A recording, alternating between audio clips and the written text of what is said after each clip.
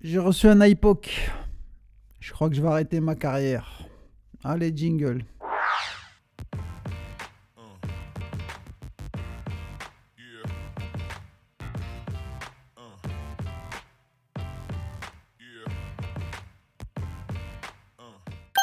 L'ancien double champion de l'UFC est revenu dans l'octogone samedi dernier. Cerudo est en main event, c'était le combat star, le combat de la carte UFC Fight Night Seattle.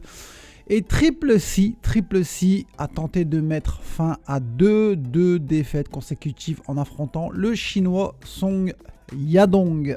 Bienvenue, welcome, content de vous retrouver. Aujourd'hui, on va parler de Henry Cejudo. Doit-il arrêter sa carrière ou doit-il continuer sa carrière? Est-ce que l'Américain, ancien double champion dans deux KT différents, doit-il arrêter sa carrière? C'est la question qu'on va se poser. Mais avant que je vous explique tout ça, le pour, le contre, n'oubliez pas, avant tout de vous abonner à la chaîne OKLM Sport, c'est important. OKLM Sport est disponible sur toutes les plateformes audio, Spotify, Deezer et tutti quanti. Mettez une éval aussi, 5 étoiles, c'est important, ça donne beaucoup de force. Bien, après ça, on va ouvrir le dossier Henry Cejudo. Je vais ouvrir un petit peu le contexte, vous expliquer, et après on va faire le pour et le contre. Alors, le combat entre Cejudo et Yadong s'est terminé au 4e round de manière inattendue. Un peu bizarre, je dirais même, un peu pas commune et surtout pas du tout glorieuse pour un combattant. Terminer un combat comme ça, c'est frustrant après des mois, des semaines, voire des mois de préparation, et au final ça finit comme ça. C'est très frustrant. Et on l'a vu sur les deux combattants notamment. Cejudo reçoit, il a reçu 2 fois un iPoc dans l'œil. Est-ce que c'était le même œil? Je sais plus exactement, j'ai pas regardé. A priori oui. Et après des contraintes au niveau visuel, le doc de l'UFC est rentré dans l'octogone et a dit stop, il a interdit le combat. Je vais revenir un petit peu sur le contexte, il n'y a pas juste arrêter le combat, et normalement ça devrait être un non-contest parce qu'on ne sait pas ce qu'il y a eu. En fait, malgré ça, il a continué à combattre, malgré l'avertissement au 3e round. Au début du 4e, il a continué, et du coup que le fait qu'il a continué au 4e round, les juges ont scoré tous les rounds et ont donné un avis sur le gagnant, et ça a été le chinois Yadong. On a vu que le chinois était mécontent, Yadong était mécontent de sa victoire. Lui, il voulait se faire le scalp Henry Cejudo. Faut savoir, Henry Cejudo, c'est un ancien champion, c'est le plus gros blaze de la carrière de Yadong, et gagner comme ça, comme je l'ai dit juste avant, il était frustré, et que soit Yadong ou Henry Cejudo ont réclamé un rematch par rapport à ce contexte là. Juste après sa défaite, Henry Cejudo a envoyé un message à Dana White sur ses réseaux, je crois, il me semble que c'est sur Insta, et il a réclamé une revanche due à ce problème de iPoc, ce combat pas terminé. Dana White a clairement pas été convaincu de la prestation des deux combattants. Il a dit non pour ce rematch, il a été clair et net, il a dit non, le boss de l'UFC. La prestation des deux fighters, et surtout d'un ancien champion comme Henry Cejudo, c'était pas folichon, et on peut comprendre le boss de l'UFC qui dit que non, il n'est pas d'accord que ça sert strictement à rien et que ça n'a pas de sens, un rematch entre ces deux combattants-là. Il y a donc, lui, c'est un petit malin. Il a réagi tout de suite à la réponse de Dana White. Il a vu qu'il a dit que c'était plus la peine pour un rematch. Et directement, il a changé son fusil d'épaule. Il est parti directement. Il s'est mis sur les côtes de Sean O'Malley pour un potentiel combat face à l'Américain. Ce serait vraiment bien pour lui.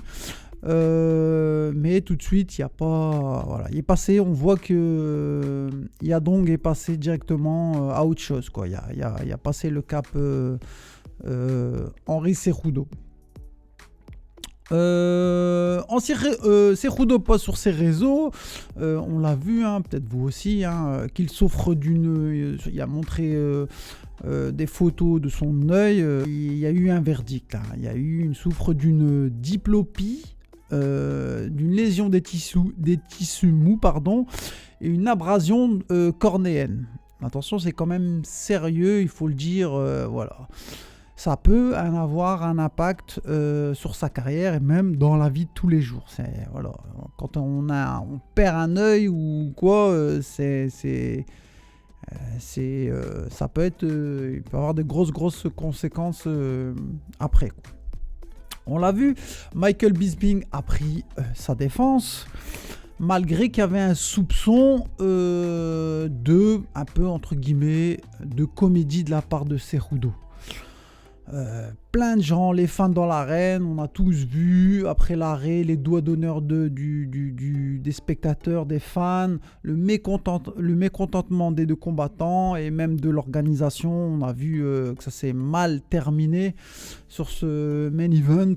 On a bien vu, il faut être honnête, pendant le combat, Henry Cejudo, techniquement, il n'a pas dominé son sujet avant le problème de l'AIPOC.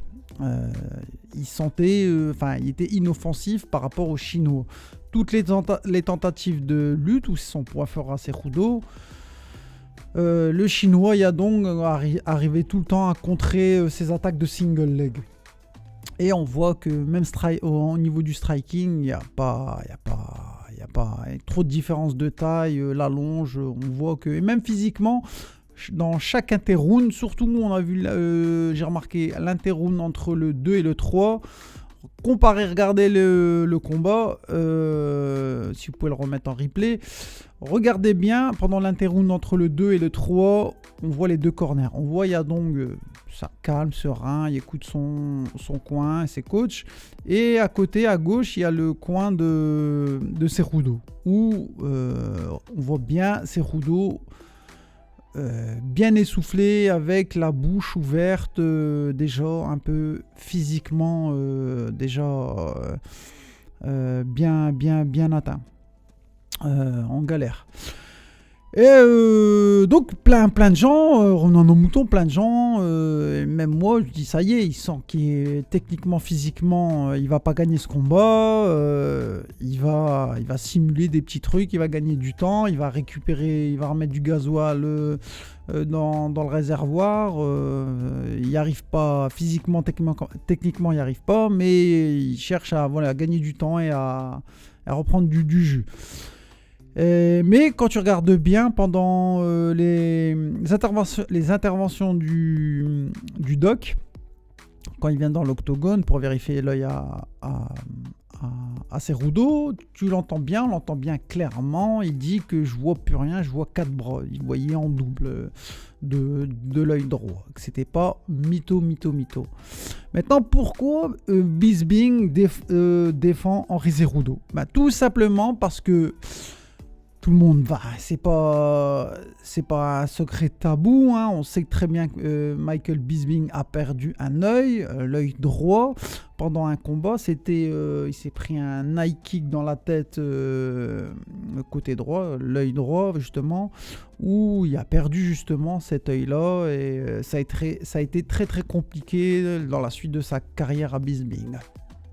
Donc, entre guillemets, Bisping, c'est l'un des défenseurs des AIPOC et a subi les conséquences. Bisping veut même et réclame de très grosses sanctions aux fighters quand ils combattent et qui mettent leurs bras comme ça tendus au visage de l'adversaire. Il veut de grosses sanctions, et si ça devrait être interdit. Et si lui, à chaque époque est un peu radical, à chaque époque d'un combattant, exprès pas exprès, dangereux pas dangereux, il veut supprimer un point à chaque époque. Michael Bisping, tu vois, il veut pas. Il veut pas de hypoc, il veut qu'il y ait une sanction directe, parce que à chaque fois ça handicape celui qui reçoit là, et ça peut faire balancer une carrière, un titre, c'est ce genre de détails là. Et lui, il veut directement des sanctions, bras tendus face à l'adversaire, pas le droit, interdiction. Et si à chaque époque, point en moins. Ça va faire vraiment cogiter les combattants à pu déjà mettre leurs bras face au visage de leur adversaire, et pas de provoquer de hypoc. Ça peut être un bon débat, hein, le sujet de hypoc, interdit, pas interdit, sanctions, tous ces genres de choses. Il y a eu même le soutien d'un autre combattant, un vétéran de 45 balais, et toujours à l'UFC, le vétéran Jim Miller, qui réclame lui aussi de grandes sanctions aux combattants qui mettent des hypoc, même si c'est pas volontaire. Il raconte même lui sur son expérience sur un gros combat, il n'a pas dit contre qui. Il a reçu 2 fois, dans le même combat, 2 fois un hypoc, et ça a changé la philosophie du combat. Il combattait plus de la même chose, ça l'handicapait pas mal, et il voudrait de grosses sanctions sur ce thème-là. Henry Cejudo, certains fans ont même mis en doute ce que je disais, sa volonté de continuer à combattre, vu à l'impuissance face à son adversaire, au Chinois. Mais comme je vous l'ai dit, on le voit clairement dans la vidéo qu'il ne voyait rien avant de reprendre. Henry Cejudo, c'est pas une trompette. Le mec, il a été champion dans 2 catégories à l'UFC, poids coq, poids mouche. Qui a été champion olympique. C'est pas mytho, quoi, tu vois, c'est pas mytho. Il fait pas ça pour il a peur, tu vois. Non, c'est pas de la comédie, entre guillemets. Bon, on peut toujours contourner les règles, dans tous les sports on fait ça, gagner un peu de temps, quand on reçoit un coup dans les parties pour récupérer un peu plus, on peut faire exprès de dire encore un peu de temps, hypoc, tu vois, on peut jouer sur ces trucs là. Mais on l'a vu sur la carrière d'Henry Cejudo, c'est pas un mec qui... Voilà, c'est pas un mec qui triche, quoi, tu vois. Quelle suite pour Henry Cejudo? Triple C devrait-il arrêter sa carrière? C'est la question. 1 million d'euros. Alors, petit rappel, Henry Cejudo, aka Triple C, légende de l'UFC, 16 victoires, 5 défaites, médaillé d'or de lutte et double champion, médaillé d'or olympique, de lutte et double champion UFC. Deuxième combattant à l'UFC à avoir remporté et défendu ses ceintures dans 2 catégories, donc il faut le faire. L'un des plus grands poids mouche, poids coq du MMA. Ces défaites ont été entachées entre guillemets par des gros blazes de l'UFC. Des exemples, il a perdu contre Merab-Dvalishvili, le champion actuel. Il a perdu contre Aljamain Sterling, l'ancien champion juste avant Dvalishvili. Il a perdu contre une ancienne, un top 2, top 3 de la catégorie, maintenant il a arrêté, Benavidez. Il a combattu contre la légende, l'un des meilleurs GOAT, machin ce que vous voulez, la discussion, Dimitrius Johnson, et là ce week-end contre Yadong. Ça, c'est les défaites de Henry Cejudo. Et dans les défaites, dans les 5 défaites en palmarès, il y en a 3. C'est les 3 derniers combats, hein, donc en fin de carrière, entre guillemets, hein, contre Sterling, Merashvili. Et il y a donc le chinois. Sinon, il était à 16-2. Il a perdu contre Dimitrius et il y a eu sa revanche contre Dimitrius, justement, pour la ceinture. Donc vous voyez, sinon il a tapé les gros noms.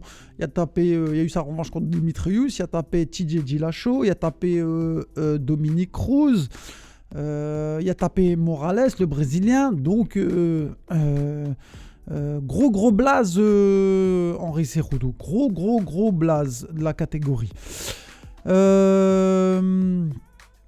Il n'y a rien à dire de toute façon sur sa performance. Il sera lui aussi futur Hall of Famer, c'est quasi certain. Maintenant, Cejudo, il a 38 ans. Il a arrêté le MMA pendant 3 ans, de 2020 à 2023. Il revient, il se tape Sterling pour son comeback. Qui était champion. Il se tape le champion de la catégorie Aljamain Sterling. Il s'est tapé celui qui va l'être par la suite, le géorgien Dvalishvili, qui va être champion. Et les prestats qu'il a fait contre ces mecs-là, sont carrément pas bonnes. Honnêtement, elles sont carrément pas bonnes du tout. Il se fait dominer contre ces 2 mecs-là, Dvalishvili et Aljamain Sterling. On voit clairement une différence de niveau face à ces 2 mecs-là.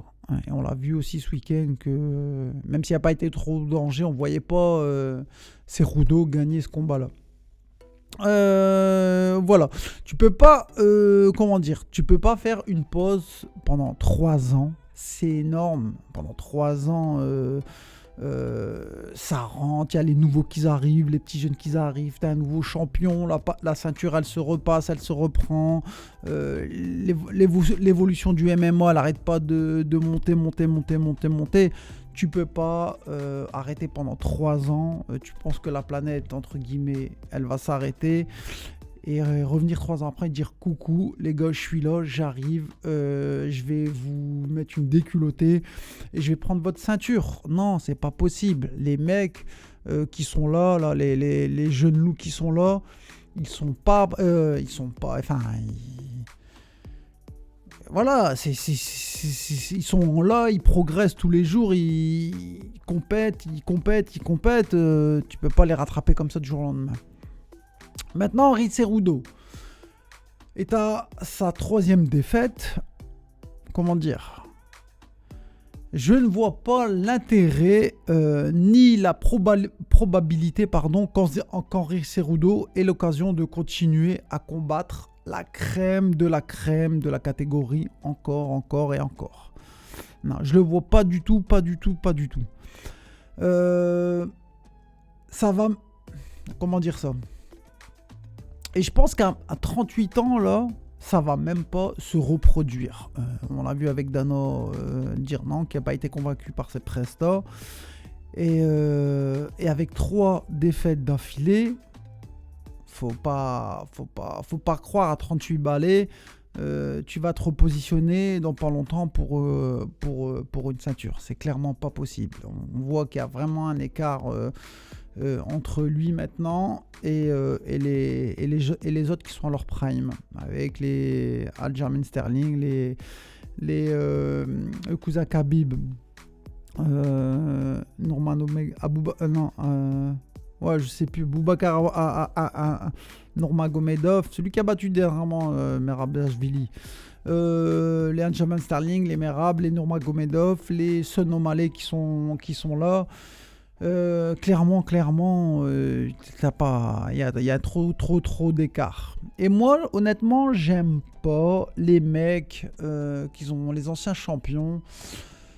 Les mecs, ils ont tout raflé, ils ont tout connu, ils ont traversé des générations en génération. Cerudo, il a traversé la génération Benavidez, Mighty Mouse, Dimitrios Johnson. Il a traversé la génération Cruz, Dominique Cruz, la génération José Aldo, la génération Aljamain Sterling, Merabishvili. Voilà, le mec, il a régné pendant X temps. Tu vois, à un moment, il faut savoir dire stop. Moi, honnêtement, j'ai du mal. Les mecs comme Conor McGregor, qui ont eu 3 défaites d'affilée quand ils sont plus à leur prime. Les Anderson Silva, champions aussi, qui ont eu 3 défaites d'affilée à leur prime. Les Woodley, tout ça. On a vu comment que ça se terminait. Et moi, je comprends pas qu'un mec à 38 ans cherche encore le top de l'autre. Les mecs, ils vivent trop dans leur passé. Je sais pas. Ou bien ils écoutent leur entourage que tu peux le faire encore. Et c'est pas vrai. Quand ils arrivent dans la cage, on voit la différence. 38 ans, tu vois, tu peux pas... Il y avait plus de 10 ans d'écart avec Yadong le week-end dernier, tu vois, tu peux pas... Tu vieillis, c'est naturel et tu peux pas finir ta carrière en étant tout le temps au top. Et les mecs qui persistent comme ça, on le voit même avec dernièrement avec Adesanya, qui est sur 3 défaites d'affilée. Lui aussi, il l'a dit encore, il le sait très bien, qu'il ne va plus se repositionner. Encore, Adesanya, il est plus jeune. Mais à 38 ans, ça y est, c'est dead. Il ne combattra plus pour le titre, c'est clair et net. Maintenant, est-ce que j'aimerais le voir à la retraite ? Oui, clairement oui, je ne vais pas vous mitonner, il ne faut pas forcer le truc. Il a battu, quand tu regardes bien dans sa carrière, il a battu les plus gros blazes de la division, il a traversé les générations, il a été champion des poids coqs, des poids mouches, il a défendu sa ceinture. Ce qu'il a fait dans sa carrière, tu mets les 3/4 combattants de l'UFC ne feront même pas la même chose que lui, tu vois, c'est sûr. Il est presque, c'est bête, il est presque devenu aveugle, on le souhaite pas, mais il est presque devenu aveugle avec ce combat de merde face à Yadong. Le mec, il a un super podcast avec Kamaru Usman. Il est marié, il est papa des beaux enfants. Sa carrière de champion, elle est remplie, il doit avoir de bons business. Il n'y a aucune raison de continuer à se battre et à risquer sa santé, quoi. Enfin, à un moment, il faut dire stop. Tu peux pas finir sinon tu vas te perdre. Il va enchaîner, ça va faire du Tony Ferguson, il va en barnacle, je sais pas ce qu'il va faire, chercher des combats de boxe avec des influenceurs. C'est n'importe quoi. Voilà, c'était mon avis sur Henry Cerudo. Je vous laisse les enfants. On n'oublie pas, hein, on s'abonne à la chaîne, on met des likes, on partage, on commente. T'as vu le truc disponible sur les plateformes audio, Spotify, tout ça. Et on met une éval 5 étoiles, c'est important. Allez, je vous laisse les enfants. See you. Peace.